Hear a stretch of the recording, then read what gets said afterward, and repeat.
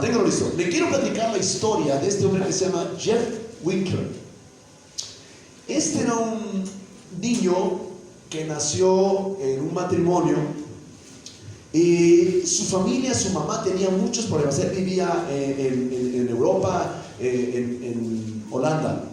Y entonces él era un niño que su familia era disfuncional. Luego él se entera que la persona con quien vivía su mamá no era su papá.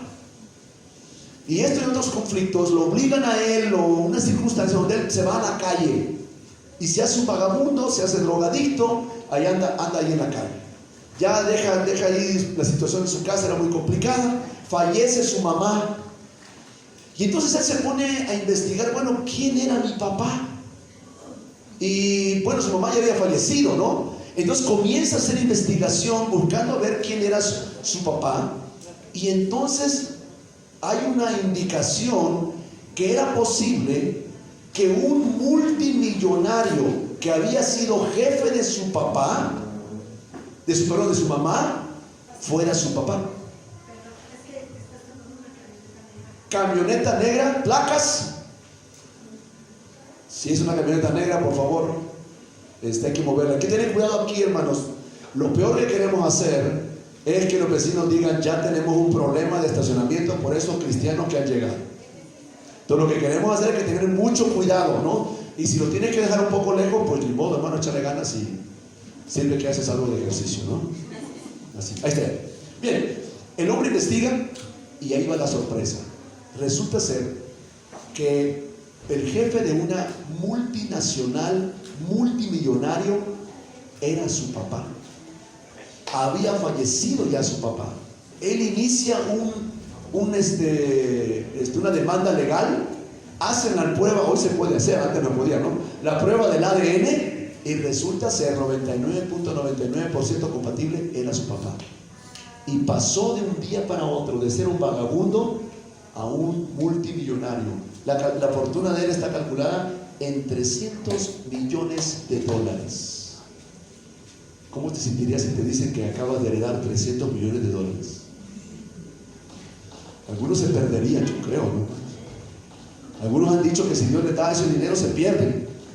Si con poquito que les da el Señor de repente se pierden, ¿no? ¿Sabe que de esto trata el libro de Efesios? Efesios trata de las riquezas que tenemos en Cristo. Y esto es algo, hermano, que se dice fácilmente, o podríamos fácilmente decir la frase, pero yo creo que los cristianos, la mayoría de los cristianos, no se dan cuenta de las riquezas que tenemos en Cristo. Al no conocer las riquezas que tenemos en Cristo, terminamos siendo vagabundos espirituales. Terminamos siendo gente de la calle que nos vivimos quejando, que nos vivimos luchando con cosas que no deberíamos de luchar, porque no entendemos las tremendas riquezas que tenemos en Cristo. Así que, ¿qué queremos hacer estas semanas que vienen? Queremos aprender cuáles son esas increíbles riquezas que tenemos en Cristo, y no ser un vagabundo como Jeff Winkler, volvernos los millonarios espirituales que somos. Y así rápidamente, hermano, para dar inicio a esto, leamos los primeros 2 versículos de Efesios capítulo 1. Solamente vamos a leer los primeros 2 versículos para dar una introducción a lo que vamos a decir. Este es un mensaje introductorio, no voy a entrar al análisis del texto propiamente, pero lo vamos a ir haciendo las siguientes semanas. Efesios capítulo 1, versos 1 y 2. ¿Está ahí conmigo? Está sencillo. ¿Qué tal si lo leemos todos juntos? Son solamente 2 versículos. Efesios 1:1 y 1:2. Dice, juntos: Pablo, apóstol de Jesucristo, por la voluntad de Dios, a los santos y fieles en Cristo Jesús que están en Éfeso. Gracia y paz a vosotros, de Dios nuestro Padre y del Señor Jesucristo. Amado Señor, gracias porque tenemos un lugar donde reunirnos. Te hemos pedido esto tanto tiempo, Señor, y hoy tenemos una respuesta tan linda y tan clara de ti, Señor. Te decimos gracias. Ayúdanos a ser ahora responsables, Señor, para asistir, para apoyar la iglesia, Señor, para invitar a otras personas, para vivir a Cristo en nuestras vidas todos los días, Señor, y aprender y disfrutar las riquezas espirituales que tú nos has dejado en Cristo. Te lo agradecemos, Señor, y te pedimos tu guía, la guía de tu Espíritu Santo esta mañana, en el nombre de Jesús. Amén. Siguiente, por favor. Hermanos, tenemos riquezas que disfrutar. Nada peor que tener dinero y no poder disfrutarlo. ¿Ha pensado de esos multimillonarios que están a lo mejor en una cama de hospital y no pueden disfrutar lo que tienen? O personas que a lo mejor son ciegas y tú le estás hablando de las bellezas que hay y que se pueden ver, pero él es ciego, no lo puede disfrutar porque es una persona ciega. ¿Has visto las jacarandas estos días? Están preciosas, hermanos, disfrútalas.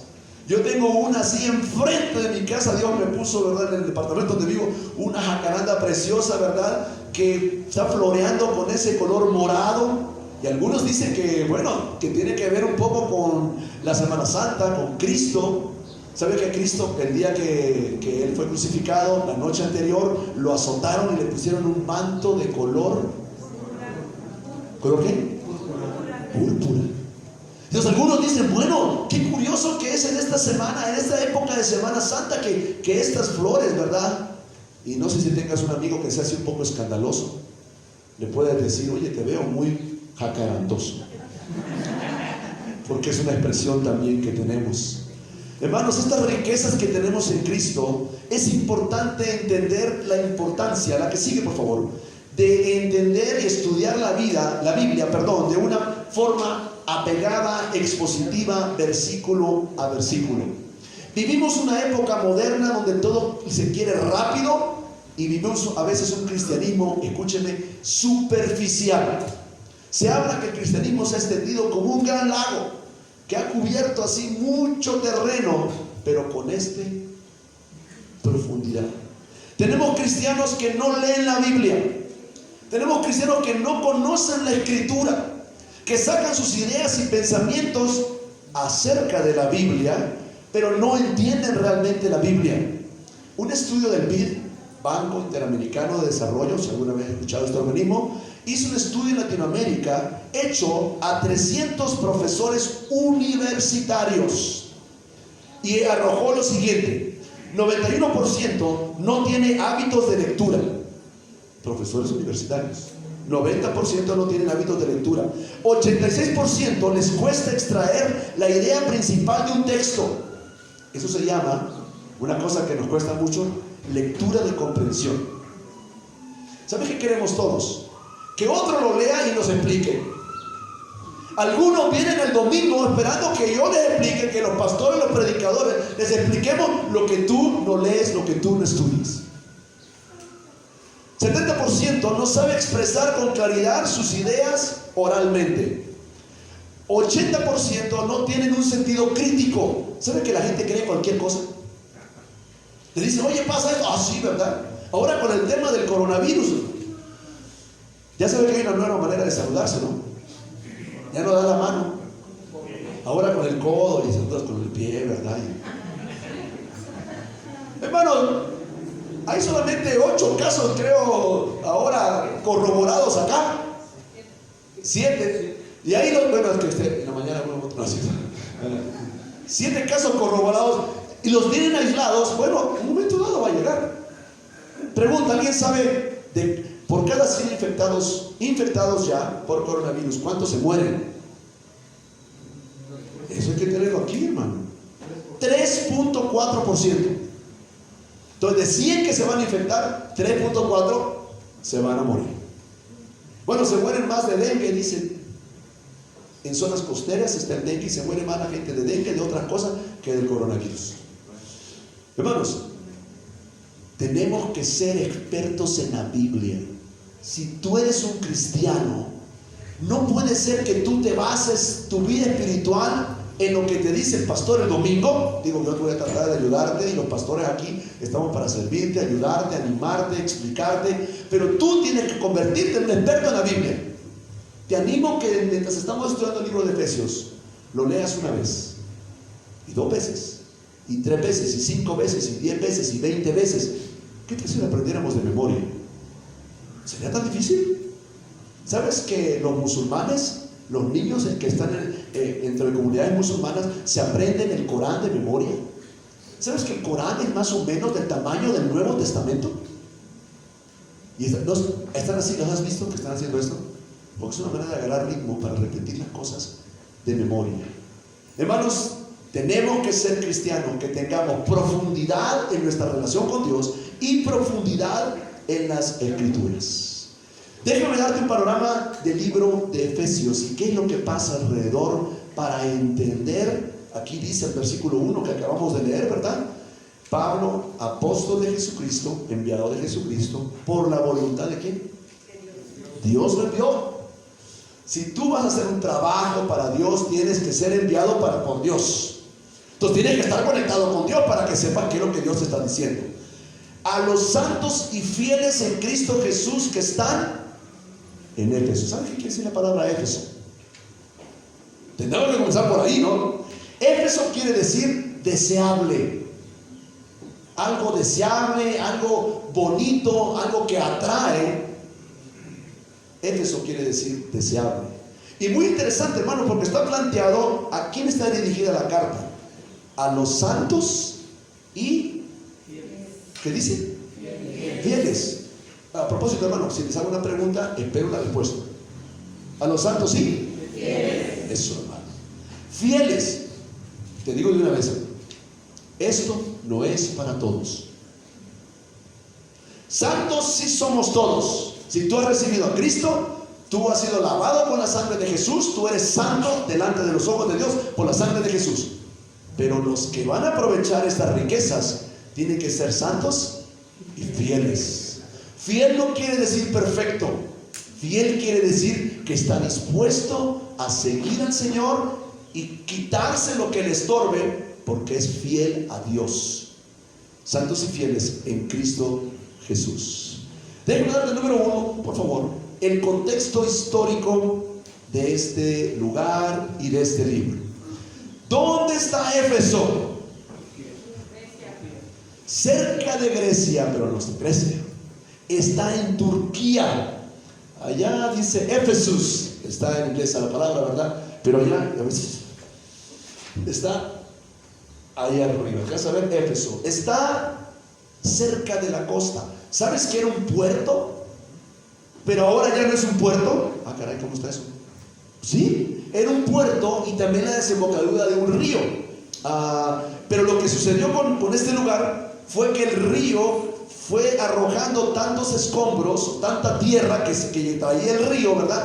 Luego hubo 2 terremotos y lo que terminó pasando es que ahora solamente está a unos 100 metros de la playa. Ya no es un puerto ahora, pero era un puerto en aquel entonces. Está en el país de Turquía. Turquía, hermanos, es uno de los países que necesita más predicación del Evangelio. Ahora está controlado fundamentalmente por musulmanes. Turquía quiere entrar a la comunidad europea, pero Turquía no cumple las condiciones de la comunidad y entonces la comunidad no lo deja entrar.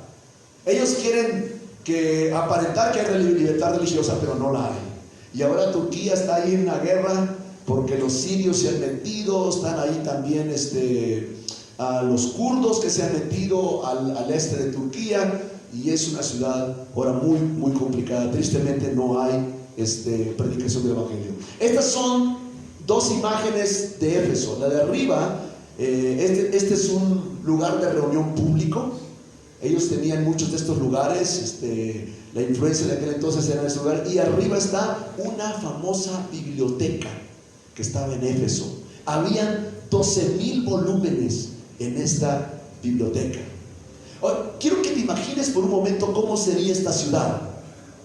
No era un pueblito, era una ciudad que tenía cultura, había comercio, venían marineros de diferentes partes del mundo a vivir este lugar, había también pecado, había seguramente un montón de ideas, porque gente venía de todos lados, discutían en estos anfiteatros, ¿verdad? Había también teatro, había cosas de música. Era una ciudad cosmopolita. Yo me imagino mucho como Ciudad de México, que tenemos aquí. Aquí puedes encontrar de todo, ¿no es cierto? Aquí encuentras de lo que te imagines, hermano. Algún tiempo nos hicimos amigos del teatro, y resulta, hermano, que si te haces amigo del teatro, pues te empiezan a mandar promociones, que 2x1, gratis. ¿Sabes que hay teatro gratis? Si lo buscas un poquito, encuentras teatro gratis. Esta es una ciudad multicultural, un gran comercio, muchas ideas. Ahora, esto está pasando el día de hoy. Hay ideas locas aquí, hasta decir ya no, hermano. Te puedes encontrar lo que quieras. Y cada uno dice, bueno, pues cada quien con su locura, ¿no? Por aquí hay un templo que cree que los ovnis van a venir a raptarnos. Ahí está por el Metro Zapata. Digo, no vayas ahí, no te recomiendo. Pero sí, estos creen que van a venir unos ovnis, unos extraterrestres a raptarnos. Y ellos te dan un manual cómo prepararte para cuando venga el rapto de los extraterrestres. Y ahí tienen el centro de comunicación. Hermanos, aquí había toda la cultura griega. La influencia de la cultura griega estaba aquí muy fuertemente. Número 2, veamos rápidamente el contexto espiritual. En esta ciudad había un templo muy famoso dedicado a esta figura que alcanzas a ver allá. Esa figura que está ahí es una figura aproximadamente de 2 metros, 2 metros de altura. Era hecha de madera, pero estaba recubierta de plata y de oro. A ver, ¿a quién está dedicada? Diana de los Efesios. Entonces venían de diferentes partes del mundo al famoso templo de Diana o Artemisa, también llamada así. En este lugar, hermanos, ese templo, ese es por supuesto, un gráfico, no es una fotografía, no queda nada del templo actualmente, ¿no? Pero tenía este templo, déjame decirte, este templo tenía 118 columnas, de unas columnas muy altas, de 18 metros de altura. Aquí está, déjenme ver, aquí está. Eran, 127 columnas de 18 metros de altura. Te voy a dar una idea de las dimensiones de este lugar. Tenía 115 metros de largo por 55 metros de ancho. Un poco del tamaño, un poquito más grande que una cancha de fútbol. Era enorme. Además, la diosa Diana, se decía, o Artemisa o Diana para los romanos, era hermana de Apolo, hija también de Zeus, hermana gemela de Apolo. Y aquí ella era la reina de la fertilidad, la caza y la guerra. Eran 3 cosas bien importantes, ¿no? ¿Le ves que tiene así como unas bolas? Adivina qué son. Son los pechos. Porque esto era un símbolo como de mucha fertilidad, de que te va a ir bien, de que vas a tener fruto, que vas a tener abundancia. Y entonces venían y la adoraban en este lugar. Ahora, vayamos a la Biblia para aprender un poquito cómo era la cosa espiritualmente hablando ahí. Hechos capítulo 18, vamos a estar en el libro de los Hechos un poquito. No vamos a leer tanto, hermanos, tendríamos que leer todo capítulo 18, todo capítulo 19. Te lo dejo de tarea. Yo te voy a dar una pequeña introducción para darte una idea de cómo llegó Pablo aquí. Pablo inicia y su equipo llegan a este lugar. Vamos a leer Hechos capítulo 18, por favor. ¿Te imaginas vivir en una ciudad así, donde todo el mundo está adorando acá, y tú vienes y dices, miren, la diosa Diana es una mentira, hay un solo Dios y no le gusta la idolatría? ¿Cómo crees que te van a tratar todos los demás de la ciudad? Estás loco, mátenlos a estos, están en contra de la gran diosa Diana de los Efesios. Hechos capítulo 18, versículo 18 dice así. Pablo está en el segundo viaje misionero y dice: mas Pablo, habiéndose detenido aún muchos días allí, después se despidió a los hermanos y navegó a Siria. Hechos 18, 18. Busque tu Biblia, por favor, sigue. Y con él, ¿quiénes iban con Pablo? Este era un matrimonio que se une al equipo misionero de Pablo y le acompañaban en sus viajes. Por cierto, ¿cuál era el oficio que tenía este matrimonio? ¿A qué se dedicaban? Hacían tiendas. Y Pablo, cuando necesitaba un poco de lana, ¿verdad? Y a veces las iglesias le daban y ya no pasaba nada, ¿no? Pero a veces él hacía tiendas, las vendía y así financiaba parte de sus actividades. Versículo 19. llegó ¿a dónde? Éfeso. La ciudad deseable, y los dejó ahí. Dejó a Priscila y Aquila. Y dice ahí, y entrando en la sinagoga discutía con los judíos. Esta es la estrategia de Pablo. Pablo no llegaba directamente con los griegos o directamente con los gentiles, se iba a la sinagoga de los judíos. Pablo era, ¿qué grado tenía Pablo entre los judíos? ¿Qué era Pablo? Era doctor en la ley, era un rabino. Posiblemente Pablo, por requisitos judíos, debía haber estado casado, o tal vez era viudo, o sea, sí se había casado, pero su esposa había fallecido. Entonces Pablo llegaba, dice el versículo 19, llegó a Éfeso y los dejó ahí, y entrando en la sinagoga discutía con los judíos. ¿Cuántos saben que a los judíos les gusta discutir? A los judíos les gusta discutir, ¿no? A los mexicanos también, pero más a los judíos, en serio que sí. Versículo 20, los cuales le rogaron que se quedase con ellos por más tiempo, mas no accedió, sino que se despidió de ellos, diciendo: es necesario que en todo caso yo guarde en Jerusalén la fiesta que viene, pero otra vez volveré a vosotros, si Dios quiere. Y zarpó de Éfeso. Ahora, ¿quiénes se quedan en Éfeso? Priscila y Aquila. Él se va, regresa a su iglesia y deja a Priscila y Aquila.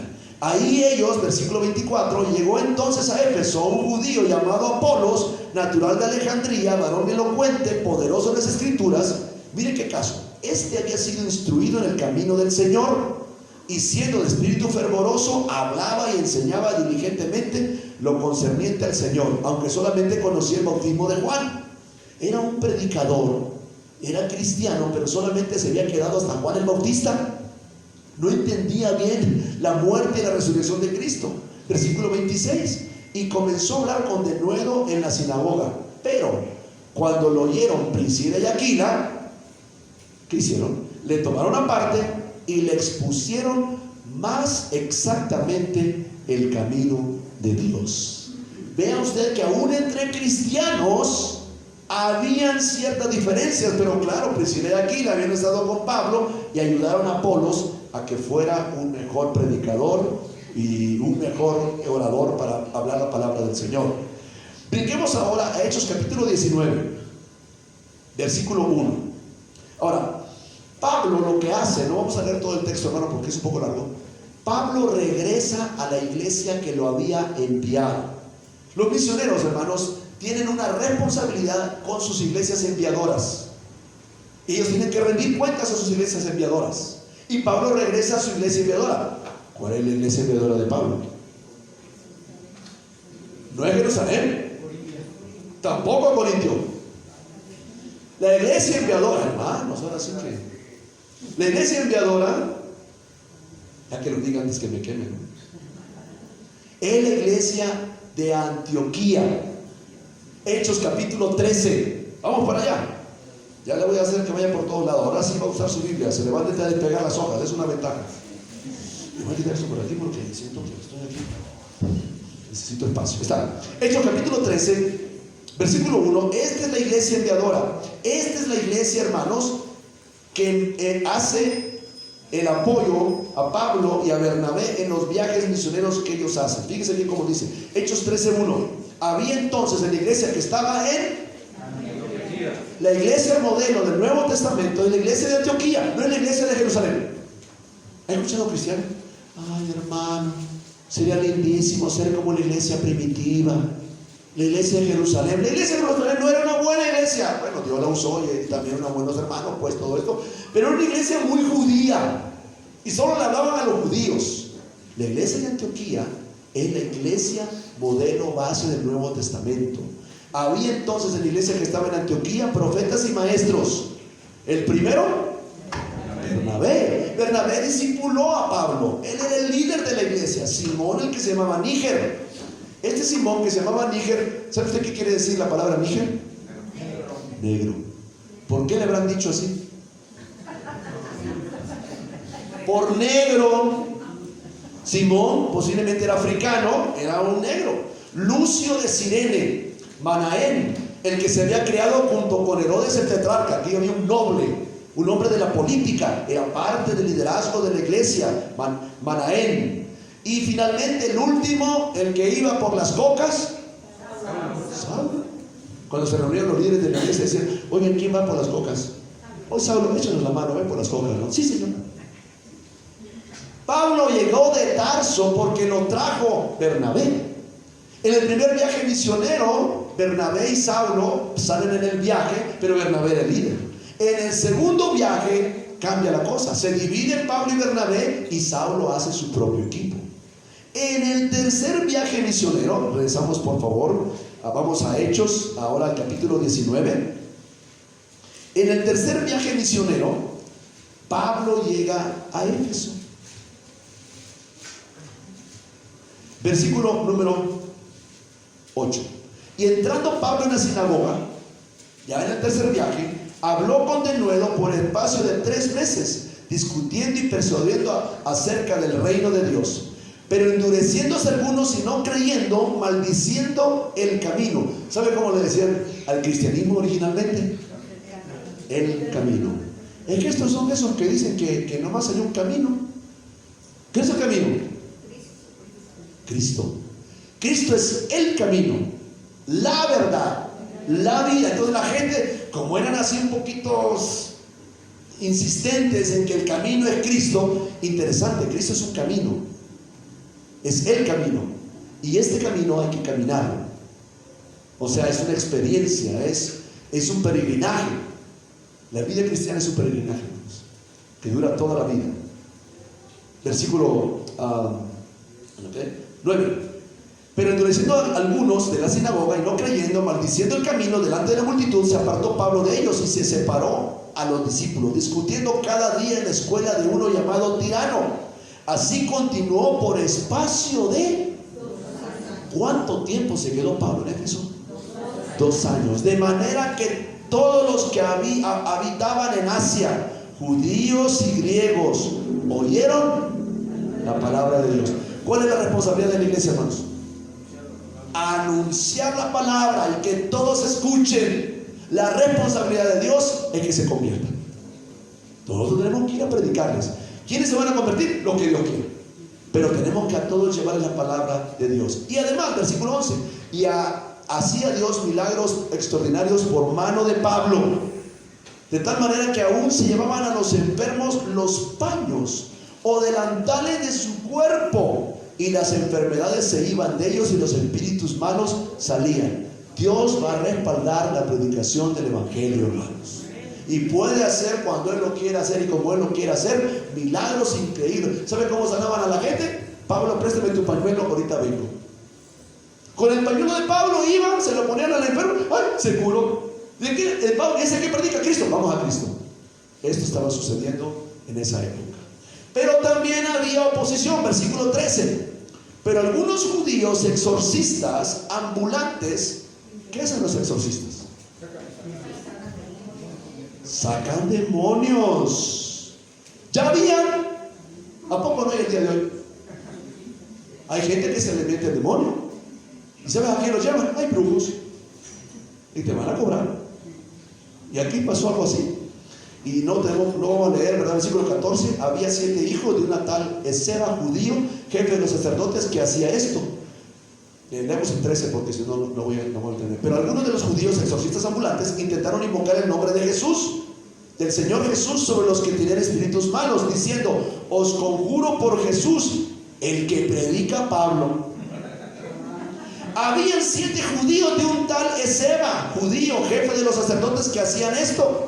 Pero respondiendo el espíritu malo dijo: a Jesús conozco y sé quién es Pablo, pero vosotros, ¿quién sois? Y el hombre en quien estaba el espíritu malo, saltando sobre ellos, dominándolos, pudo más que ellos. De tal manera, eran 7 hermanos, de tal manera que huyeron de aquella casa desnudos y heridos. Esto fue notorio a todos los que habitaban. ¿En dónde? En Éfeso, esta ciudad tan tremenda, complicada, ¿verdad? Llena de comercio, ideas, demonios, ¿verdad? Así judíos como griegos, y tuvieron temor todos ellos, y era magnificado el nombre del Señor Jesús. Versículo 18. Y muchos de los que habían creído venían confesando y dando cuenta de sus hechos. Hermanos, el que se convierte va a cambiar su vida. No cambia su vida porque nosotros lo andemos fiscalizando. A veces la gente me dice a mí: pastor, le vengo a dar una queja de un hermano, para que usted lo vaya. Yo no soy el policía, yo no puedo andar ahí fiscalizando, no, tú tienes que tener un encuentro con Cristo y Él va a cambiar tu vida. Versículo 19. Asimismo, muchos de los que habían practicado, ojo, cuidado, ¿qué cosa? La magia. No, pero era magia blanca. No hay magia blanca, ni rosada, ni gris. Solo hay magia. Y cuidado con todos esos que hacen trabajos, piedras, cuarzos, conjuros, velas, santa muerte. Todo eso, hermanos, son puertas espirituales del demonio. Y tienes un amigo así, bueno, no le digas así tan fuerte que se te va a espantar, pero vele diciendo, ten cuidado, no, conviértete a Cristo, deja esta cosa. Sí existe un mundo espiritual, hay un mundo de demonios que van a engañar a la gente. Y estas personas se habían convertido porque habían practicado la magia, trajeron los libros y los quemaron delante de todos ellos. Echen la cuenta de su precio, ya no que eran 50,000 piezas de plata. ¡Wow, hermano! Tuvimos nosotros un convertido una vez. Estábamos haciendo predicación y se convirtieron en un banco. Y varios de estos que se convirtieron trabajaban de meseros en el banco. Y bueno, uno de ellos, ¿verdad? Era un hermano, ahora ya convertido, ¿verdad? Y resulta que ellos eran de allá de la zona de Chinconcuac. ¿Se ubican Chinconcuac? Acá para Texcoco, esta zona de allá, ¿no? Y ellos eran brujos, vivían en un cerro y hacían viajes astrales. De ese cerro se dice que en la noche se veían luces, porque salían en viajes astrales. Cuando se convierte, quemaron todos sus libros y dejaron todo eso. Hasta la fecha se congrega en una congregación y tenemos cierta relación con ellos allá por la zona de Texcoco. Son buenos hermanos, y se convierte en toda la familia. ¿Te acuerdas? Claro, después vamos a hacer los bautizos con agua más fría, hermano, porque hay un cerro ahí con agua helada, pero ahí bautizamos. Yo dije, claro, el que se bautiza es como rapidito, el que bautiza es que se ambienta toda la cosa helada, ¿no? Y ahí obviamente yo clamándole a Dios que no me enfermara. Ahí fue el lugar, porque se hizo un día de campo, ese día de los bautizos, ¿verdad? Me acuerdo que andaban así, y que veo una hermana que andaba con un pequeño, como un palito, y en un tronco que estaba tirado, un tronco grande que estaba tirado, estaba metiendo como el palito al tronco, ¿no? Y yo pensé, dije yo, esta hermana quiere sacar algo del tronco. Y como yo soy el pastor, me la van a querer ofrecer a mí. Pero dije, por si acaso voy a darme una vuelta. Y me fue a dar una vuelta, como larga. Regreso al rato, ¿no? Y cuando regreso me dice, pastor, lo estamos esperando. Sacamos 2 gusanos así blancos y le guardamos uno a usted porque lo queremos mucho. Qué gran privilegio me han dado, dije yo. ¿Y cómo se come esto? No, así. Lo echaron al comal vivo. Ahí me puse la tortilla. ¿Con salsas? ¿Con salsa? Me lo comí en el nombre del Señor. Hermanos, la conversión va a traer cambios. Esta sociedad, una sociedad llena, metida en la magia. ¿No vivimos hoy en día la gente metida en magia aquí en México? No, la gente tiene todo tipo de cosas extrañas para la buena suerte, hasta cosas religiosas, ¿verdad? Mezcladas con el catolicismo, mezcladas con magia, ¿verdad? Con la Santa Muerte. Confusión tremenda, hermanos. Y ya no le voy a leer más. Hechos 19:21. Pasadas estas cosas, Pablo se propuso en espíritu ir a Jerusalén, después de recorrer Macedonia y Acaya, diciendo, después que he estado aquí, me será necesario ver también a Roma. Enviando a Macedonia a 2 de los que le ayudaban, Timoteo y Erasto, parte del equipo de Pablo, él se quedó por algún tiempo en Asia. Hubo por aquel tiempo un disturbio no pequeño acerca del camino. ¿Tú eres del camino? Está buena esa frase, ¿no? Te encuentras a un cristiano y le dices, oye, ¿eres del camino? Debería de entender si ha leído Hechos. Si no lee Hechos, hermano, se va a quedar en la luna, ¿no? 24. Porque un platero llamado Demetrio hacía de plata templecillos de Diana. Esta Diana de acá, hermano. Hacía templitos de Diana. Daba no poca ganancia a los artífices, a los cuales reunidos con los obreros del mismo oficio, se juntó toda la cosa, ¿no? Dijo, varones, sabéis que de este oficio obtenemos nuestra riqueza, pero veis y oís que este Pablo, no solamente en Éfeso, ¿en dónde? En Éfeso, sino en casi toda Asia ha apartado muchas gentes con persuasión, diciendo que no son dioses los que se hacen con las manos. Claro que no. Nuestro Dios no se hace con las manos, no es un templo, no es un ídolo, no es una estampa, no es una imagen. Y no solamente hay peligro de que nuestro negocio se venga a desacreditarse. Estos parecen como que son de llangueros de Tepito, algo así, ¿no? Sino también que el templo de la gran diosa Diana sea estimado en nada, este templo, y comienza a ser destruida la majestad de aquella a quien venera toda Asia y el mundo entero. Cuando oyeron estas cosas se llenaron de ira y gritaron diciendo: grande es Diana de los Efesios. Hermano, no vamos a leer toda la historia, se arma aquí un gran relajo, hermano. Llevan a un cristiano, no estaba Pablo ahí, uno llamado Alejandro. Alejandro quiere hablar, cuando se dan cuenta que es de contexto judío, no lo dejan hablar, gritan por 2 horas. Finalmente llega uno y dice: miren, ¿qué están haciendo aquí? Si ustedes tienen un pleito con él, pues hay tribunales, vayan al tribunal y acúsenlo, pero no estén aquí porque nos van a acusar de sedición. Y entonces, versículo 37, porque habéis traído a estos hombres que sin ser sacrílegos ni blasfemadores de vuestra diosa, que sin el metro y los artífices que están con él tienen pleito contra alguno, audiencia se conceden, procónsules hay, acúsense los unos a los otros. Y si demandáis alguna otra cosa, en legítima asamblea se puede decidir. Porque en peligro hay que seamos acusados de sedición. Por esto hoy, no habiendo ninguna causa por la cual podamos dar razón de este concurso, habiendo dicho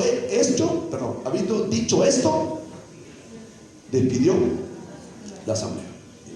No hagan relajo, y ya se acabó la cosa. Aquí Dios planta una de las mejores iglesias del Nuevo Testamento, la iglesia de Éfeso. Una iglesia que podía entender las profundidades de la palabra. El libro de Efesios, hermano, es un libro profundo. Y vamos a ver algunas cosas. Siguiente, por favor. Veamos brevemente un panorama del libro de los Efesios. Podemos dividirlo básicamente en 2 partes. Capítulo 1, capítulo 3, se pone nuestra riqueza en Cristo. Leamos algunos versículos. Por ejemplo, Efesios 1:7. Lo tienes ahí, ¿verdad? Fíjate cómo estos versículos hablan de justamente estas riquezas que estamos hablando. Efesios 1:7 dice así: en quien tenemos redención por su sangre, el perdón de pecados, según las riquezas de su gracia, que hizo sobreabundar para con nosotros en toda sabiduría e inteligencia. Wow, hermanos. Leamos también, por ejemplo, Efesios 1:18, un poquito más adelante. Dice 13, 15, 18. Esta es una oración. Pablo está pidiendo: alumbrando los ojos de vuestro entendimiento. O sea, Pablo dice: yo quiero que ustedes, iglesia, Dios alumbre los ojos de vuestro entendimiento para que sepáis, entiendas, comprendas, sepas cuál es la esperanza que Él os ha llamado, la esperanza que tenemos en Cristo, y cuáles las riquezas de la gloria de su herencia en los santos. A lo mejor aquí hay muchos vagabundos espirituales, hermano, que son millonarios y no lo saben. Y por eso tenemos que estudiar este libro, para encontrar estas riquezas, hermano, y que Dios se ha hecho sobreabundar sobre nosotros. Capítulo 2, versículo 7. Vamos un poquito más adelante, capítulo 2, versículo 7. Dice nuevamente la misma idea, ¿verdad?, que estamos manejando. Para mostrar en los siglos venideros las abundantes riquezas de su gracia en su bondad para con ¿quiénes? Nosotros, la iglesia. Tú, mi hermano, tienes riquezas que no te imaginas, y espero que el día de hoy digas: este hermano Ramiro ya me llamó la atención, tal vez hay tesoros para mí, hay tesoros para ti, hermano. Ojo, pregunta: ¿los tesoros se encuentran así caminando en la calle? ¡Ay, encontré un tesoro! Hay que cavar un poquito, te va a costar un poquito, pero esta es parte de la razón por la cual Dios así lo permite, para que nosotros, los que realmente sean fieles, tengan hambre, tengan anhelo, lo busquen. Capítulo 3, versículo 8. Fíjate cómo dice: Capítulo 3, el siguiente capítulo. Ahora capítulo 3, ahora el verso 8 dice así: a mí, que soy el menor, que el más pequeño de todos los santos, me fue dada esta gracia de anunciar entre los gentiles el evangelio de las inescrutables riquezas de Cristo. Yo soy predicador de estas riquezas de Cristo.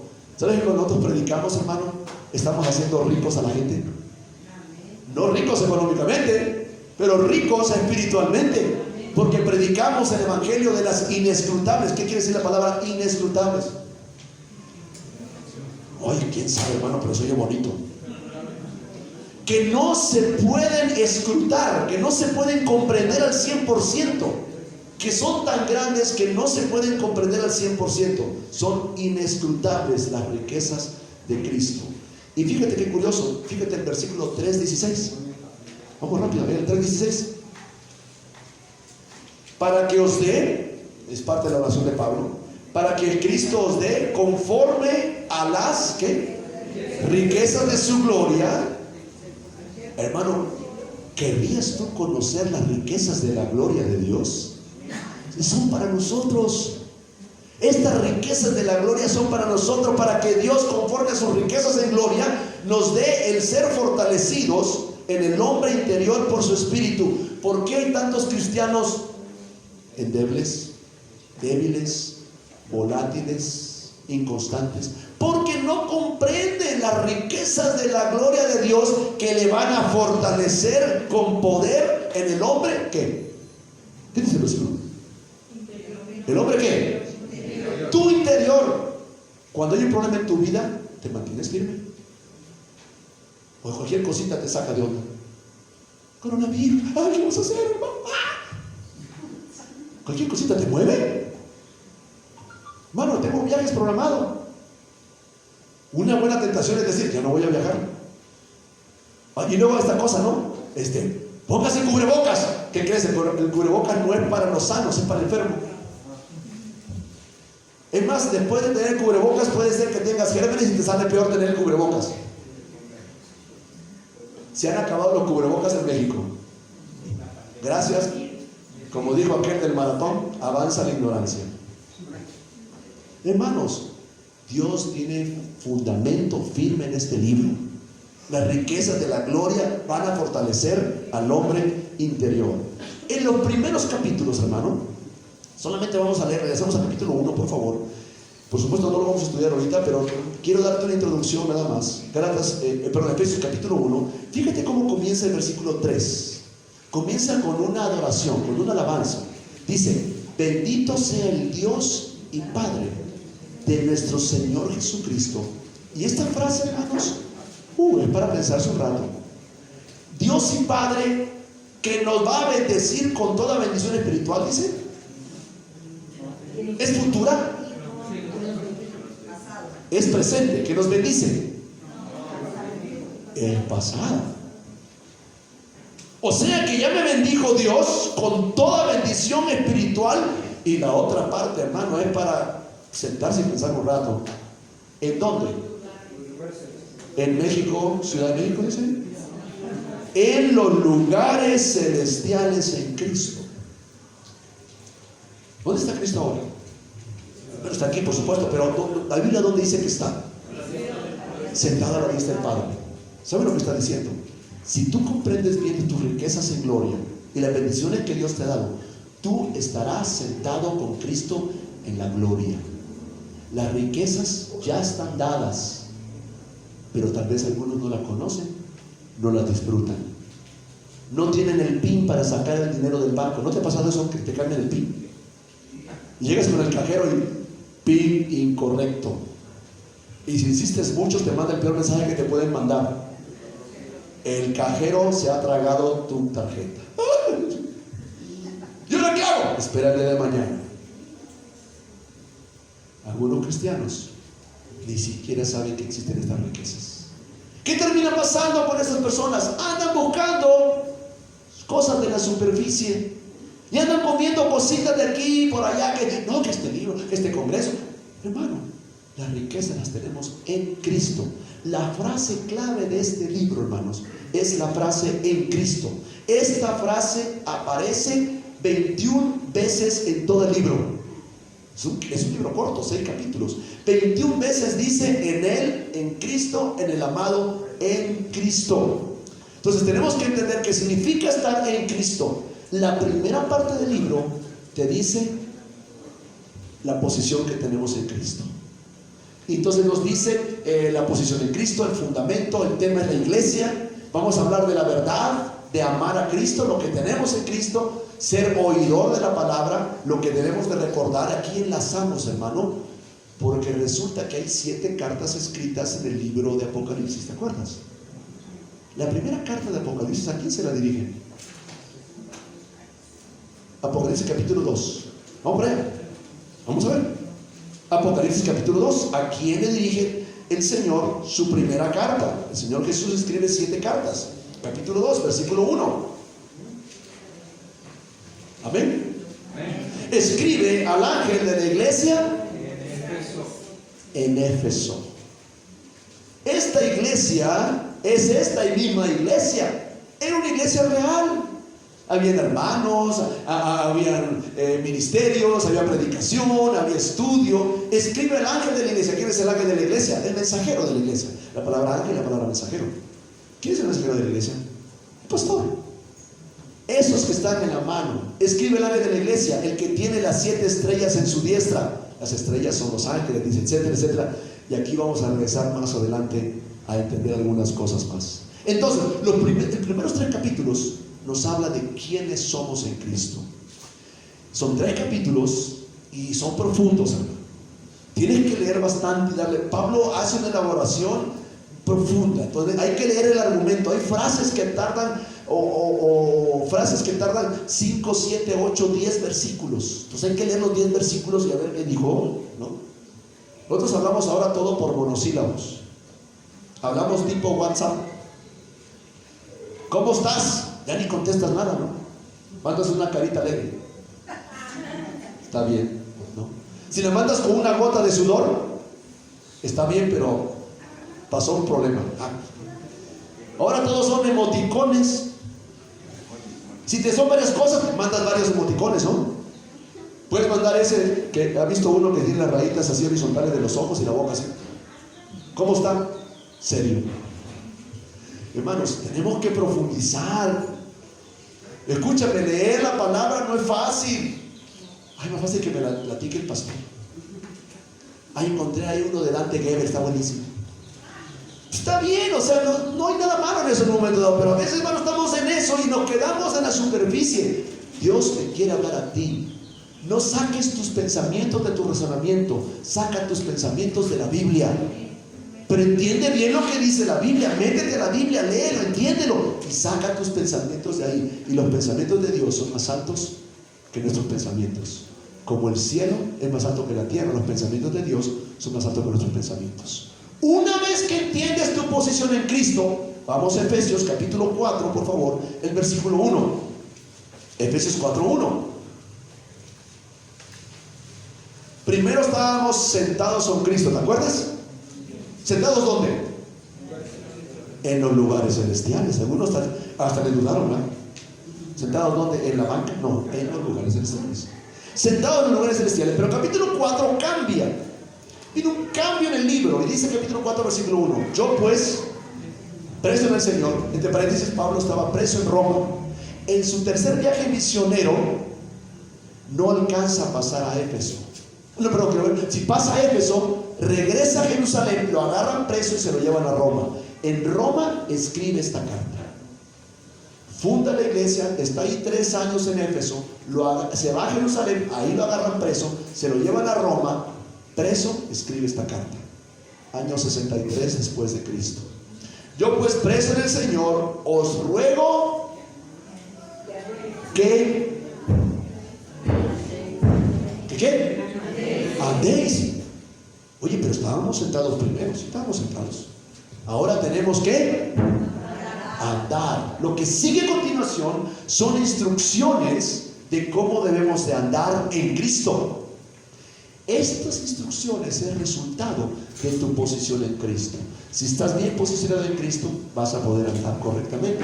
¿Cómo debemos andar? En la práctica de la vida cristiana, la conducta, y lo que sigue a continuación, la renovación de nuestra mente, la transformación de la vida, cómo apartarnos del pecado, cómo cambiar nuestra forma de ser, cómo llevar el matrimonio, cómo ser llenos del Espíritu. Todo eso es práctico, pero está fundamentado en las riquezas que tenemos en Cristo.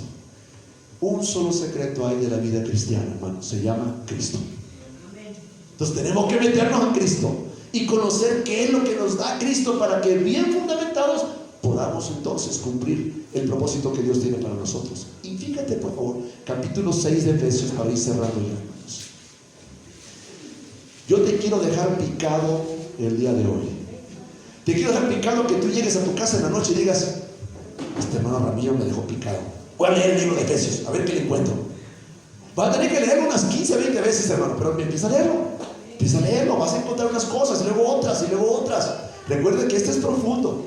Es palabra de Dios, son los pensamientos de Dios en la mente de Dios.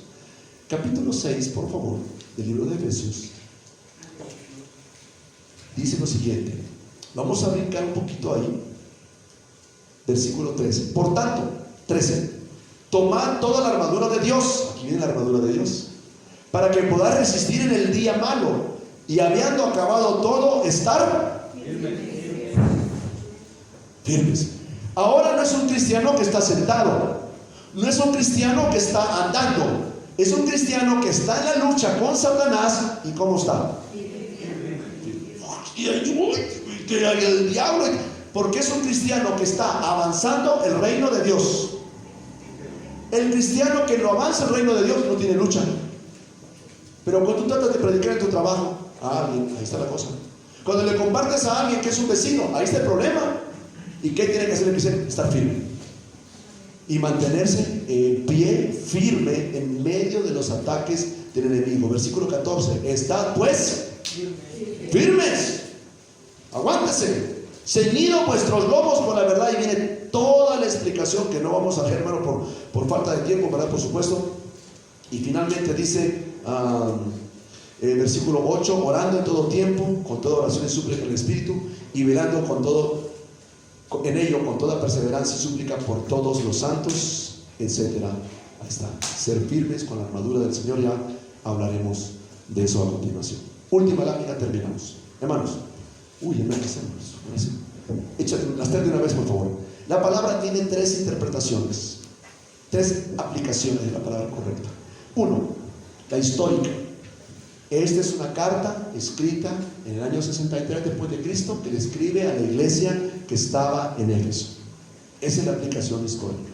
La aplicación profética y futura: esta carta describe la iglesia durante el primer periodo de la historia, del año 900 al año 200 después de Cristo. De acuerdo a Apocalipsis, esto fue la iglesia en el primer siglo, del año 90 hasta el año 200. Pero tiene una aplicación personal y presente: recordar lo que tengo en Cristo para vivir en victoria cada día. ¿Será que Dios nos quiere mostrar? ¿Será que hay riquezas para ti? ¿Será que necesitas checar tu banco de riquezas, a ver qué tienes ahí para el Señor?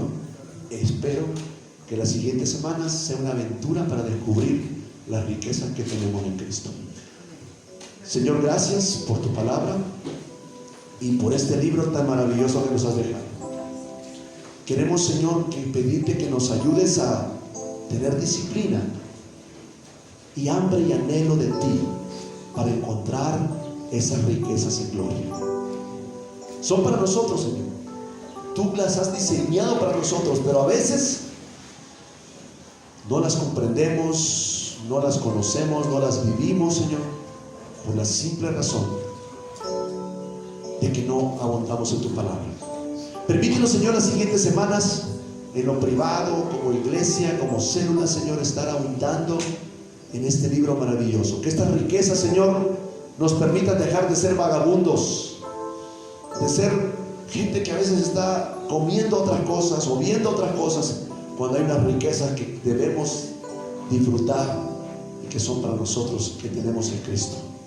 Ayúdanos, Señor, a cada uno a ser transformados y cambiados, porque este sea un estudio transformador de nuestro carácter, de nuestro estilo de vida. Ayúdanos, Señor, y gracias porque tenemos hermanos y amigos en Cristo con quienes vamos en comunidad, aprendiendo juntos y creciendo juntos. En el nombre de Jesús.